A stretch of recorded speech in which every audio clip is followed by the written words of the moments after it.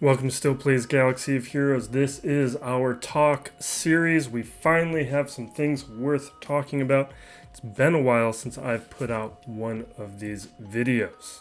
We're skipping the usual rundown and jumping right into the content update. We'll get to Omega in a minute. First off, I want to talk about Chewpio being in the game and Echo finally being farmable. Chewpio, this is a character, if you have not started farming him, you need to farm him. There are very few characters in this game I would be prioritizing before Chewpio. In the new account, I have been hammering the CLS team for months now, if you've been watching that video series, and how that was one of my first go-to Grand Arena teams I was targeting for the new account because of how Chewpio transforms a CLS team. And I've been showing how, if you've been following my recommendations, how quickly you can unlock CLS and build that team around him. And you get set up for a lot of other nice things. Now with Echo finally being on a node, we have a lot of ongoing farms. I hope you guys been staying on top of them.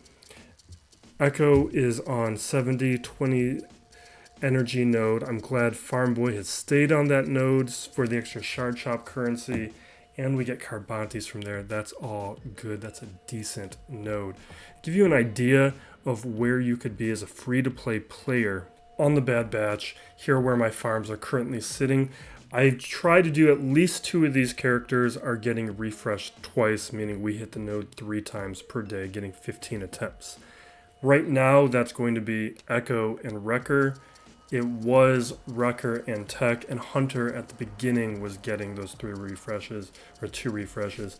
Right now, Hunter, we're only hitting the 5 free attempts, and now Echo is going to be jumping up to 15 attempts. Wrecker will be at 15, and Tech is probably going to have to drop down to 1 to 2 attempts. We'll see where the energy is, but we are done with Bo-Katan and done with Dark Trooper, and that, if you're hitting the node as many times as you can on each of these characters, you can get them done about a month and a half.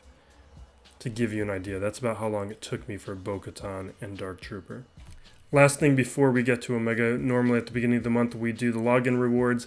We didn't do it at the start of this month because so little was happening, but it is Ahsoka's Starfighter, and I wanted to highlight this because when we remember that the road ahead had this key line at the bottom about a shipload of changes coming to the game. And hopefully that means sometime this month we are going to see the payoff for what that little clue was. And hopefully it's going to include presets for ships, because I am sick of setting those teams in my fleet arena and in Grand Arena, especially when the fleets are far more stagnant than character squads.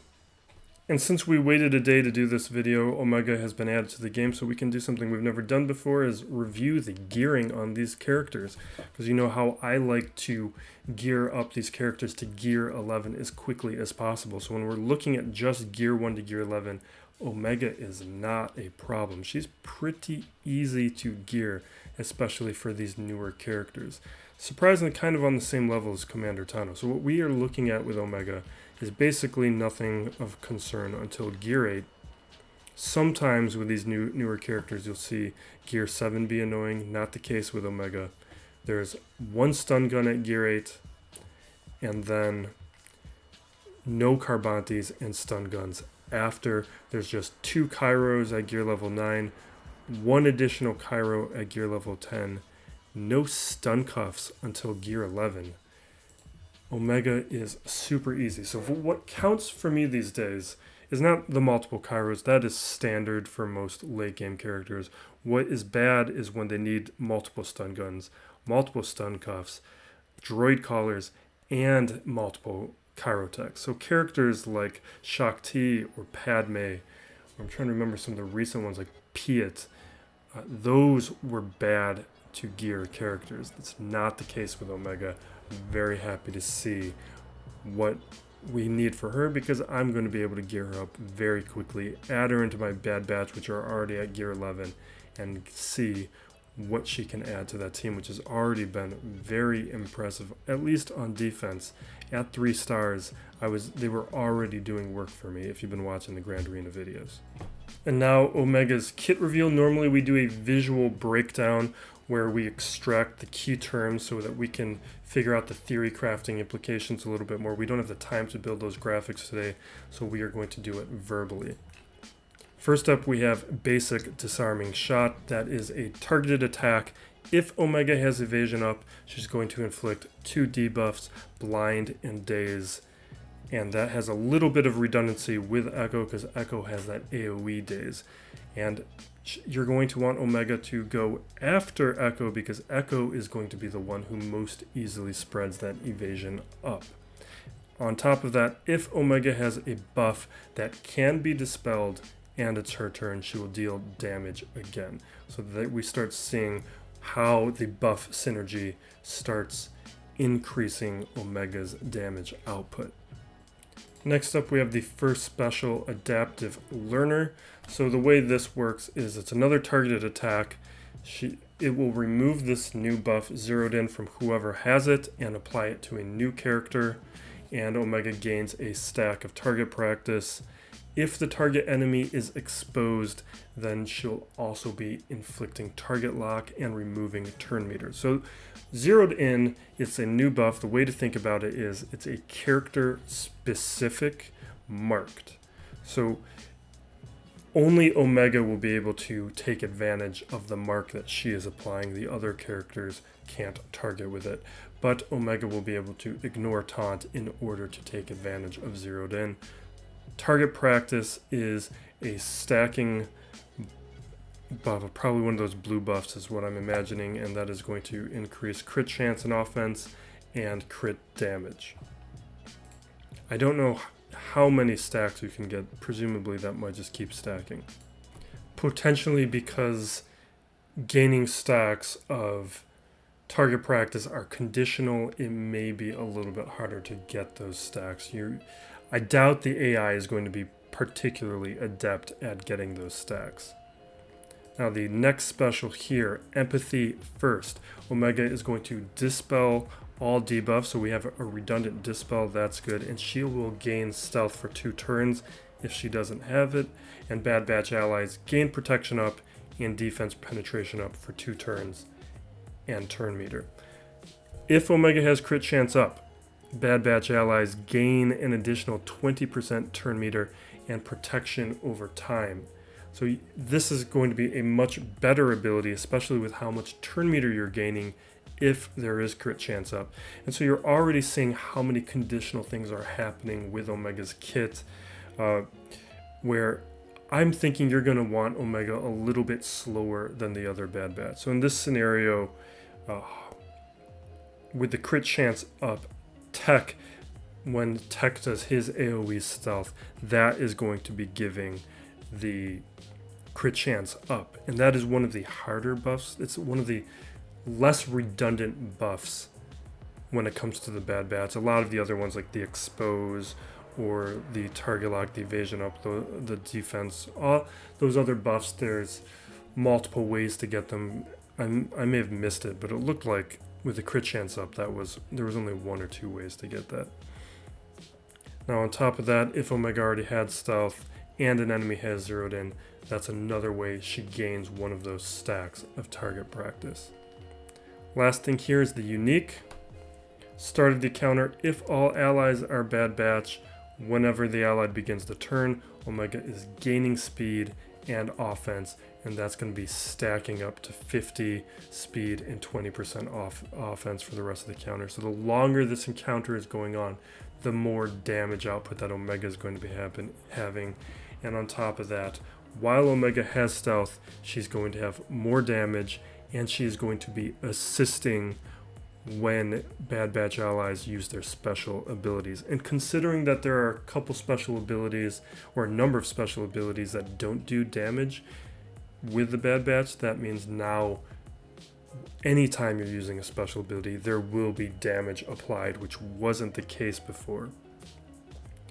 And while Omega has defense up, she has increased crit chance and Omega's attack will be dealing more damage with each buff she has, and with more damage with each debuff that is on the enemy side of the field.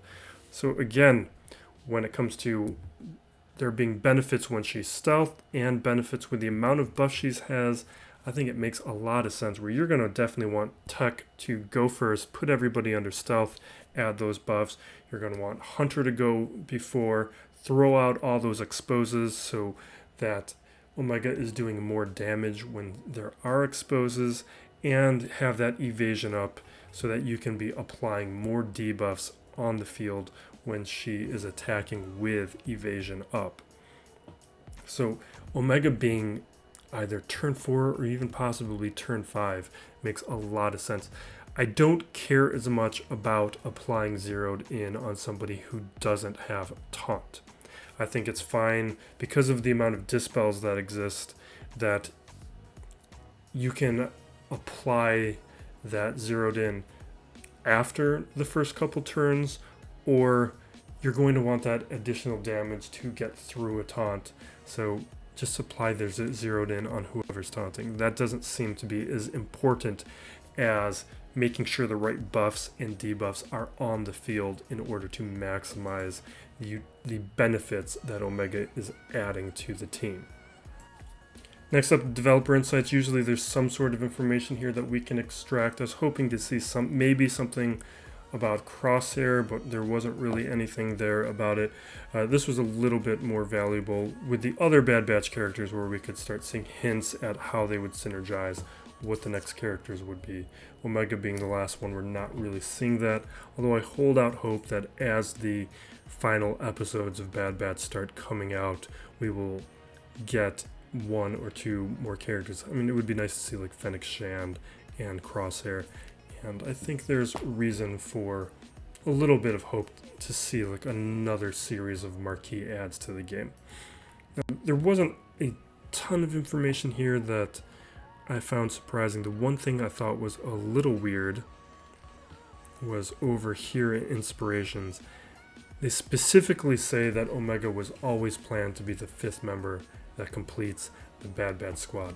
That strikes me as a bit defensive and weird. I'm not a conspiracy theorist. I thought that this stuff was intentional when it happened before, where some parts of the player base thought that Jedi Knight Luke's kit was meant for Mace Windu, and they switched it. I didn't buy into that when I finally got Jedi Knight Luke. I thought it was Jedi Knight Luke. I still think I think there was enough collaboration with LucasArts and Star Wars and the mouse that this was always meant to be Omega, but to put that line in here, that's just going to trigger the community to speculate even more that this was going to be Crosshair. It's a very defensive thing for CG to add, and I would have just left it out. Let the community speculate, say what they're going to say. Now I'm highlighting it because it's such a weird thing to say.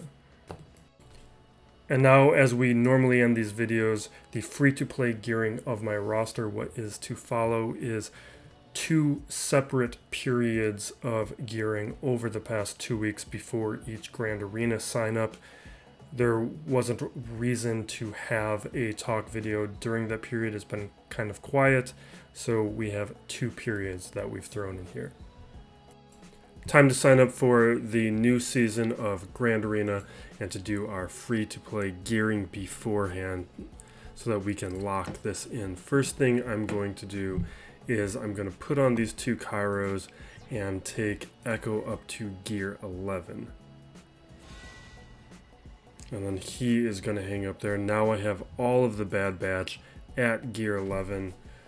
And I've been farming these guys pretty quickly. We're not going to have the full set at 4 stars before this next season, but Wrecker's at 3, almost 4. We've got Hunter at 4, approaching 5, and Tech is solidly at 4. But by next week we'll have several of these characters at 4 stars. Now, T3M4 is one character I'm going to be taking up to Gear 11 this time around. Or that's 9. We're applying everything there. I'm going to double check what all this stuff is, but the gear wasn't that much as I recall. So now we got a Gear 11 T3M4. I was considering the Zeta here. It makes sense for a droid team, and that's what I'm building, but I think what I'm going to do is this week see how the droid team I'm going to be using works without the Zeta, and next week I'll put the Zeta on and see how it performs. I want to have more of a before and after contrast with that. Same thing with a couple other droid Zetas I've been looking at. There's a droid team that I'm going to be testing out this coming season of Grand Arena. Now the other gearing that I'm going to do, I need some pilots a little bit stronger. And I do want to slowly work on Ki-Adi-Mundi. But with the Kairos I just put down, I think I might just wait a week here because, yeah, I don't want to fall below 100 with that particular piece. So we'll ignore Ki-Adi-Mundi. That means we need to be working on these pilots. And that's really mostly Royal Guard. The other things we're working on, those are all primarily Galactic Legend requirements. So we got this droid collar, a stun gun, another carb. We're going to put the Gear 8 to Gear 9. I don't know if we're going to go past that because Royal Guard's an awful gear.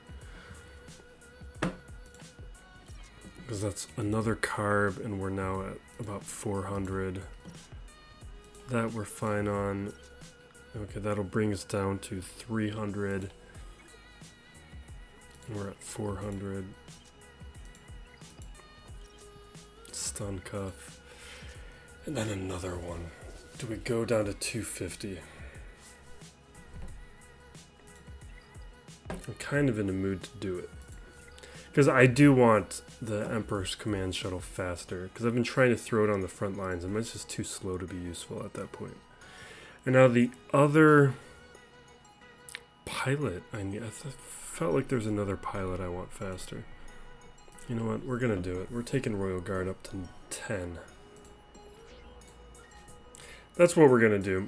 I'm going to leave off Zetas for this gearing period so I can do a compare and contrast, and that's gets my Bad Batch ready. It gets my droid team stronger,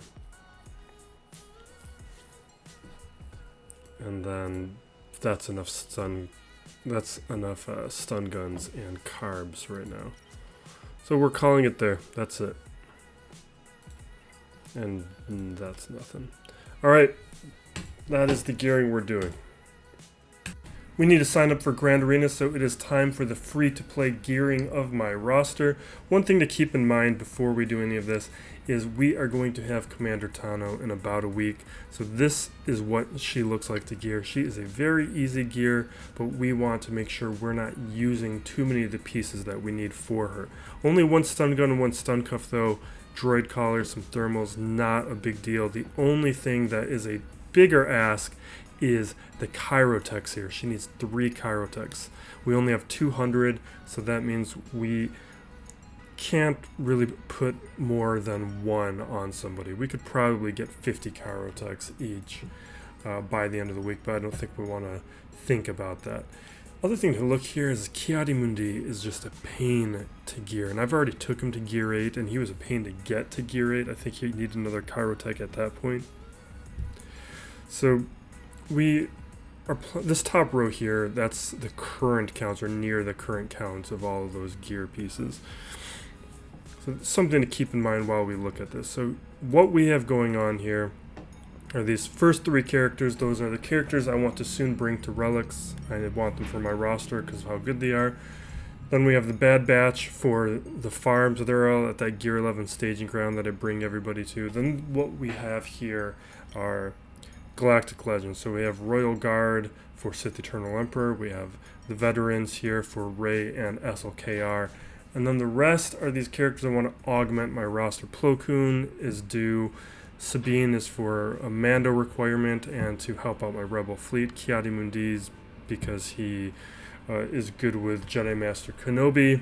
And then we have an unaligned Force user. And Sith Assassin, I want a Gear 11. I'm betting that at some point she's going to be a requirement for something. So we're going to get started here. What we're going to do... the plan here, it's more probably stun guns than I wanted, but we only need one for Tano. So we're going to bring up Sabine. That finishes off, I think we have all the Mandos now at Gear 11. Royal Guard here is a major pain, but I just want him done. This is where the stun guns come into play. You can see I'm down to 400 there, and we're at 450 there, so it brings us lower, but now we're done with Royal Guard for now.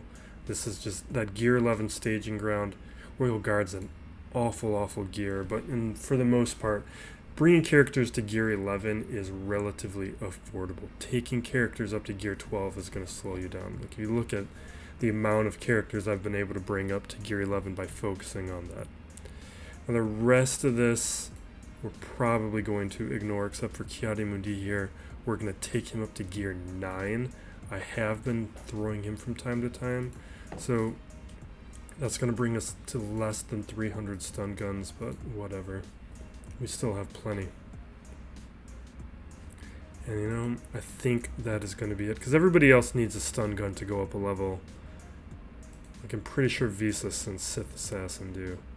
Yeah, so Visas needs a stun gun. Where are we on these droid collars? Yeah. And the rest of this is all Carbantes and stun guns, so we are done for the week. I think we can probably throw this scanner, though,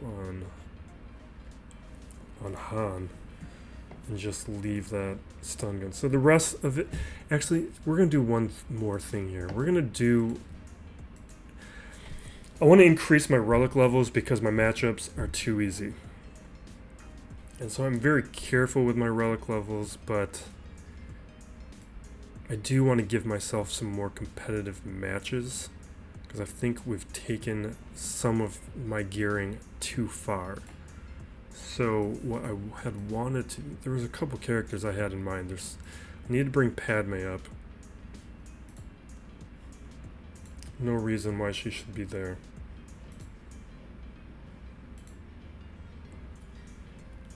Really like Relic 2, Relic 3 is where I've been bringing a lot of characters. Relic 1's been pretty useless, but it was more about resources, why she stopped there.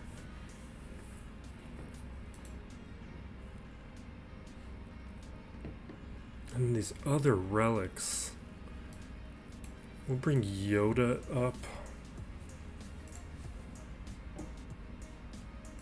And I think we're going to have to make more bronzium wiring, so we're probably going to stop there. But actually, I wanted...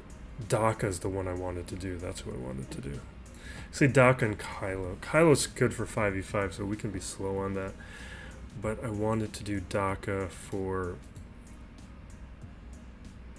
to make my Night Sister counters a little bit more consistent. But you know what? We'll do that off screen because you guys don't need to watch me scavenge that nonsense. So we're going to call it there for this week.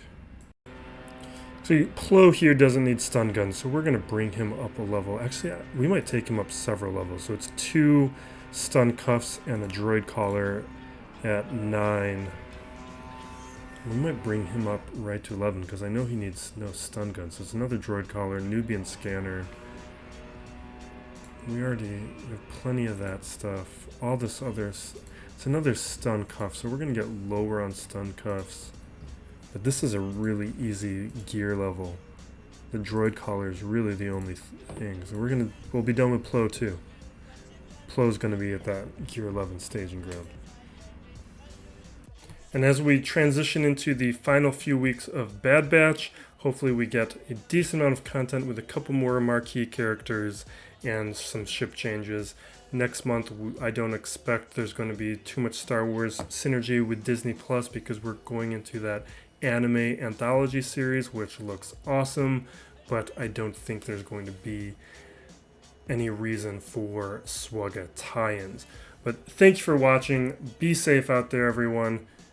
And as always, be excellent to each other. This is Still Plays Galaxy of Heroes.